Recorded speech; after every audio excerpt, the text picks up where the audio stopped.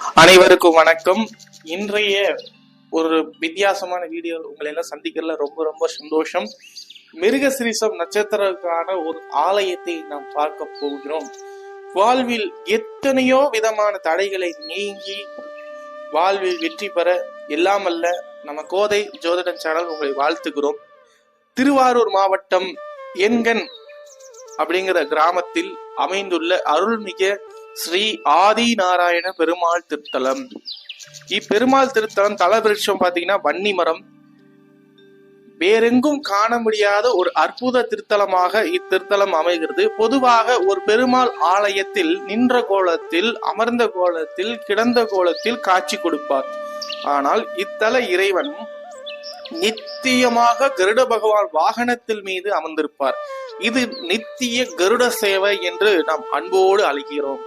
பெருமானை பல்வேறு விதத்தில் நாம் வழிபட்டாலும் இந்த எண்கண் கிராமத்தில் உள்ள ஆதி நாராயண பெருமாள் நித்திய கருடை சேவை சாதிப்பது மிகப்பெரிய ஒரு வரப்பிரசாதமாக அமைகிறது. இக்கோவில் சோழர்கள் காலத்தில் கட்டப்பட்டது. மருகண்டு மகரிஷி அவர்களுடைய அரூபமாக காட்சி கொடுத்தார் என்பது ஐதீகமாக இருக்கிறது. இத்திருக்கோவில் நடை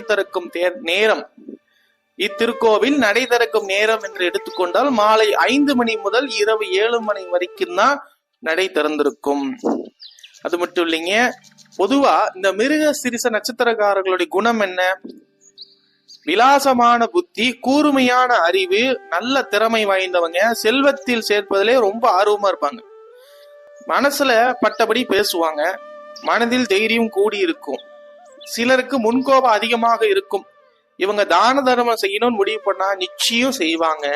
பிறரின் மனதை புரிந்து கொண்டு அதற்கு ஏற்ற போல இவங்க நடந்து கொள்வார்கள். இத்தல இறைவனை பிரகாரத்தில் நர்த்தன விநாயகர், ஹனுமன், கருடன் சந்நிதி உள்ளது. திருவாரூர் தியாகராஜர் நாச்சியார் கோவில், திருசேர் ஆகிய கோவில்கள் இத்தலத்தின் அருகில் உள்ளது.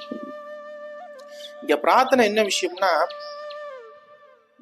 தங்களுக்கு மிருகசிரிசம் நட்சத்திரக்கான ஏற்படுற தோஷங்கள் இந்த பெருமாள் நிவர்த்தி செய்கிறார். குழந்தை பாக்கியம், தொழில் தடை, நாகதோஷம், பட்சி சாபம் போன்ற தோல் நோய் பாதிக்கப்பட்டவர்கள், பகைவரால் பாதிக்கப்பட்டவர்கள் தொடர்ந்து மரணத்தின் நிகழ்வு ஏற்படுகிறது. இந்த சம்பவங்கள் நிகழாமல் இருப்பதற்கு காத்து ரட்சிக்கிறார். மனநிலை பாதிக்கப்பட்டவர்கள், குழந்தைகள் அடிக்கடி ஏற்படும் தொந்தரவுகள், பௌர்ணமி மற்றும் மிருகசிரிச நட்சத்திர நாளில் இங்கு வந்து வழிபடுகிறார்கள். வேலை, படிப்புக்கு மிகப்பெரிய அங்கீகாரம் கிடைக்கக்கூடிய ஆலயமாக திகழ்கிறது. வேலை, படிப்பு மிகப்பெரிய ஆளாக வர வேண்டும் என்று எண்ணிக்கொண்டுங்கள். புதன், சனிக்கிழமை பெருமாளுக்கு திருமஞ்சனம் அபிஷேகம் செய்து வழிபட்டால் சிறந்த பலன் உங்களுக்கு கிட்டும்.